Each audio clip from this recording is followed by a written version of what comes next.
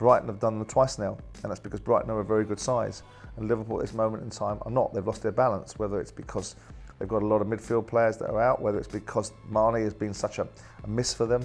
I think it's a whole combination of things. This is One-to-One with Simon Jordan. Now, don't forget, of course, to keep liking and subscribing, which is very important, and keep leaving the questions in the comment section below. But let's get on with this week's show.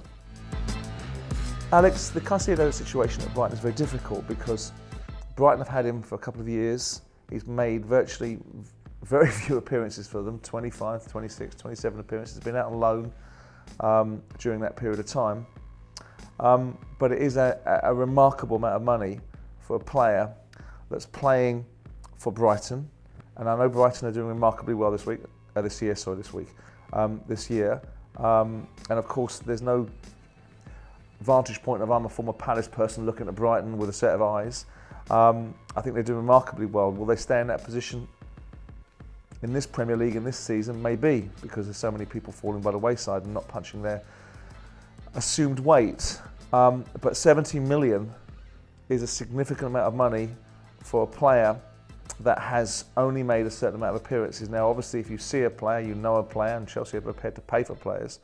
And obviously, in this instance, Arsenal are the club that are leading the chase and may well feel that they've been snubbed on the Mudryk deal. But I think that you're in a situation I think it's preposterous he's gone on Instagram. I think it's ridiculous to start telling people how he wants to be the best person in his family to come from Ecuador and set a standard for everybody else to follow. But you also have to accept that the club that gave you an opportunity is the club that controls your destiny. And taking it into a digital space, which I don't suspect was your idea, it was probably the ghastly agent wrapped around you thinking you can make a fortune out of it. If I'm Brighton, I'd make Arsenal work incredibly hard. There'd be no on the drip, there'd be no discounting, there'd be no based upon achievements. It would be a hard and fast price. But it is a remarkable amount of money. And you know, and you can look down the list of players that Brighton have been forced to offload because of the nature of other people's demands and desires, and the bigger clubs being able to leverage these players. But this player's gone, and it's only a matter of time. We've just seen it play out with Antony Gordon.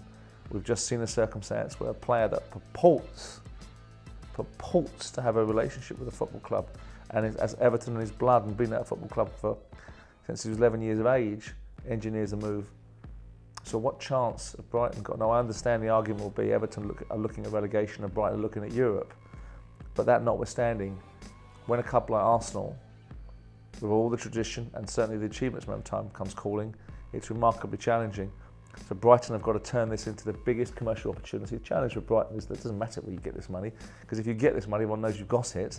And when you go to buy a player, everyone inflates their price. So I do think it's a difficult one.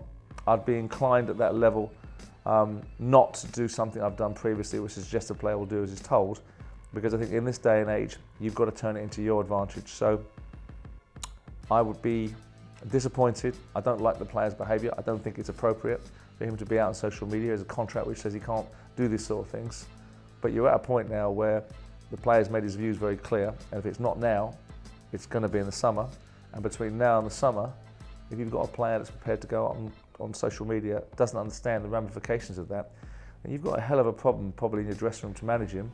And why would you do that? Upset an apple cart. I know it looks like Brighton are constantly being raided and pillared, but that's just the nature of being a football club that, whilst it's doing very well, will always find itself the victim of so-called bigger football clubs and their desire to take their players. How long will Liverpool fans take to turn on Klopp? Well, that's not really a question that should be reverberating around Liverpool at this moment in time. Klopp has done a lot of brilliant work there. I think that people mistake my critical observations on Klopp when he says things that I don't concur with as some sort of pop at him, an underlying outlook that I'm not having Klopp. I think he's an absolutely elite manager. If I was owning a Premier League football club, I think one of my first ports of call would be Jurgen Klopp if I was operating at that level. I think for the first 2 years at Liverpool he got away with it a little bit, but for 3 or 4 years he's been building an absolutely irresistible side. A couple of blips in the middle of it. Right now they're having a wobble. I can't fathom why. I can't work out why they're in this condition, why they don't seem to be able to get out of this funk.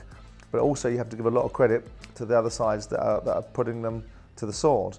Brighton have done them twice now, and that's because Brighton are a very good size. And Liverpool at this moment in time are not. They've lost their balance, whether it's because they've got a lot of midfield players that are out, whether it's because Mane has been such a miss for them. I think it's a whole combination of things. And Klopp offering up explanations about rebuilding, I don't know, you don't expect to see Liverpool in the position that they're in. But there's still a long way in this season to go. I wouldn't bet against Liverpool being amongst the top 6 in the division, albeit that's a remarkable downturn from last season. I wouldn't bet against them finding their feet in the Champions League, albeit where they are at this moment in time doesn't suggest that. But I don't think the narrative and I don't think the underlying sentiment should be building up that how long are Liverpool fans going to give Klopp. Of course, if it doesn't get better and it does continue, then there has to be a reckoning in the same way that there is for every manager. Klopp is not immune to it. And I would be a hypocrite to suggest he should be, because I'm always very quick to say when something's run its course, people have to accept that and you're only as good as what you do next. But I have faith in Klopp's ability to rebuild. He's done it previously. It's part of a top manager's job to re-energise, to reinvigorate, and some signings in the summer. If they're able to get people like Jude Bellingham, I know people will say, well, why is he going to go to Liverpool? Because Liverpool is a great football club and Klopp is a great manager. And if you're going to regenerate that team, people like Bellingham coming in to be a catalyst for that. So I think any assertion right now that Klopp is under pressure from Liverpool fans would be misguided, and I think Liverpool fans would be the first ones to say it. Antony is probably a work in progress. I mean, Manchester United are far better and far more formidable side than they were in the last 18 months. I think they've arrested the slump. I've had some things to say about Ten Hag that have been extrapolated up about his suit not fitting him. What I meant was that he didn't exude any authority, and it went from being a small man in a big suit to not being able to control the direction of travel of Man United. Now, put aside the suit observation, look at the underlying observation that I was making, which was this needs to be authority. Man United need to be rekindled and re-emerged as the elite football club that they once were. And Ten Hag seems to have addressed that. I don't think that he handled Ronaldo well. I do think that some of it was his own fault, that it blew up to what it was, but I do think the end game was achieved one way or t'other. Now, going to the centre of the question, United have a lot of players now performing at a higher level than they have been for some significant period of time, most notably Rashford. And Antony will find his feet. You could run the same slide rule across Darwin Núñez at Liverpool and say, okay, it's an adjustment. Some players hit the ground running, some players take a longer period of time. He's a big money signing with a lot of expectations. Clearly he's a good player, but I suspect he's got to find his feet, and I would imagine that alongside Jadon Sancho, for different reasons, there'll be an expectation and disappointment mixed into the same package for both of these players. But I think he'll be all right. And I think most of these players will be coached better, made better, and understand better the outlook and aspirations of a Man United that should be punching at the top of the league and is beginning to do so. So I don't worry about him too much. If I'm entirely honest, I have never liked the January transfer windows. I have never liked the concept of a window mentality. It was brought in for a variety of reasons. It was brought in post-Bosman. It was brought in to be able to give certainty because there was an expectation or an understanding or a reaction, should I say, to the fact that players could be sold during any time of the season and destabilise football clubs, and that it was better to get stability into the market. And I really don't think it's done that, and I really think it was misguided at the time. I mean, people like Alex Ferguson were coming out in support of it, because at the time Man United could buy who they want, when they wanted. It was all very good for them that they could settle their roster and their squad down in August for the summer, because they had the ability to be able to do that. And of course, if you're a football club and your finances are dictated to sometimes by the need to sell players, then being limited to when you can do that, prohibits your ability to trade like any other business. No other business in the world, and I understand football doesn't want to be considered a business, but I think people are now grown up enough to realise that it is told when it can and can't sell its product, its key product. So I do think on the commercial side, then you look at on the side of being able to buy and sell players when you want to, that has been disadvantaged. And you look at the bigger picture and say, who have been the main beneficiaries of transfer windows?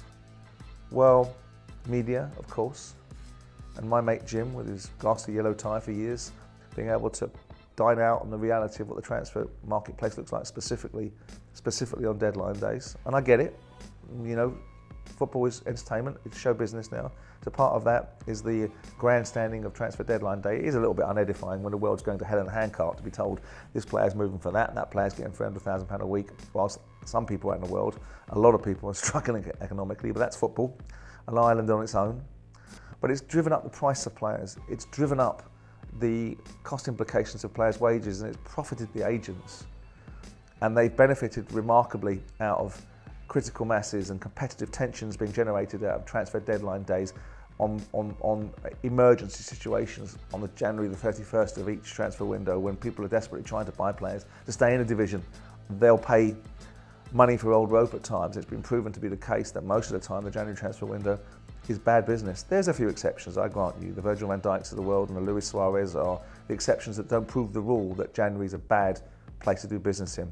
Exciting for media, interesting content filling. I hated it, I loathed it, always tried to disappear into the ether during the time that January transfer window was around when I was involved. And I do believe emphatically that it should be open all year, closed at the beginning or middle of March, so that there's no integrity issues around players being bought deliberately to compromise other football clubs at that time of the season when you're coming to the business end of it. So I am in the view, and people may not agree with it, that the commercial benefits and disadvantages are more shall I say, the actual benefits of the transfer windows is greatly outweighed by the disadvantages of inflation, agent empowering, and bad behaviour at times, and bad business practices. And an opening of a window that stays, or a transfer market that stays open from May to March, closes in the March period and opens again in the May period, gives people the ability to be flexible, fleet of foot, buy and sell players when they choose to, remove the commercial, competitive tension of agents being able to leverage that old egg time mentality. If you don't get him now and pay for this to him, you'll not get him then and someone else will. So with all that in mind, long-winded answer, no, I don't like them. No, I don't think they should be there. And in an ideal world, I'd like them to be scrapped. But tragically, who runs football? Sometimes the media. Right, that's it for this week's edition of One to One with Simon Jordan. Let me know your views on Caicedo at Brighton, Jurgen Klopp and Antony at Manchester United. Again, don't forget to keep liking and subscribing. Keep leaving those brilliant questions in the comment section below. And I shall see you next week.